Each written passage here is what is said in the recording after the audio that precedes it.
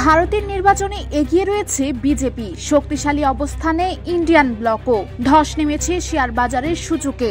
ভারতে চলছে লোকসভা নির্বাচনের ফল ঘোষণা। প্রায় 1.5 মাস ধরে চলা ম্যারাথন নির্বাচনের পর এবার ফলাফলের দিকে মুখিয়ে আছে দেশটির জনগণ। তবে এবারে নির্বাচনে ক্ষমতাসীন জোট এনডিএ এগিয়ে থাকলেও সংখ্যাগরিষ্ঠতা হারাতে পারে বিজেপি। অপরদিকে ইন্ডিয়ান ব্লকের কল্যাণে হারানো অঞ্চলগুলোতে আবারও চমক দেখাচ্ছে কংগ্রেসের প্রার্থীরা। চলমান গণনা অনুসারে 543টি আসনের মধ্যে 300টি আসনে এগিয়ে রয়েছে ক্ষমতাসীন এনডিএ। অপরদিকে 224টি আসনে নিজেদের শক্ত অবস্থান দেখাচ্ছে বিরোধী জোট ইন্ডিয়া ব্লক। এদিকে নির্বাচনের ফলাফল প্রকাশ চলাকালীন সময়ে ধস নেমেছে ভারতের শেয়ার বাজারে। কোভিড মহামারীর পর প্রথমবারের মতো বড় ধরনের দরপতন ঘটল ভারতের শেয়ার মার্কেটে।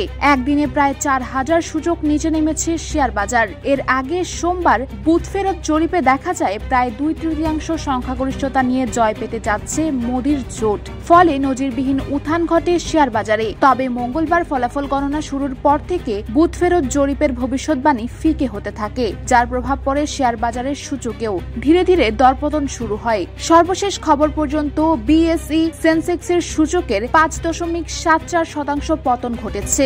এনএসই নিফটির কমেছে 5.93%। ব্যাংকিং খাত থেকে শুরু করে জ্বালানি খাত, বিশেষ করে State Bank of India, Reliance, Larsen and ট্রুবো, পাওয়ার গ্রিড, এনটিপিসি, এইচডিএফসি ব্যাংকের সূচক সব পিছিয়ে ছিল। নির্বাচনের ফলাফলের প্রভাব আগামী কয়েকদিন শেয়ার মার্কেটে দেখা যেতে পারে বলে মনে করছেন বিশ্লেষকরা।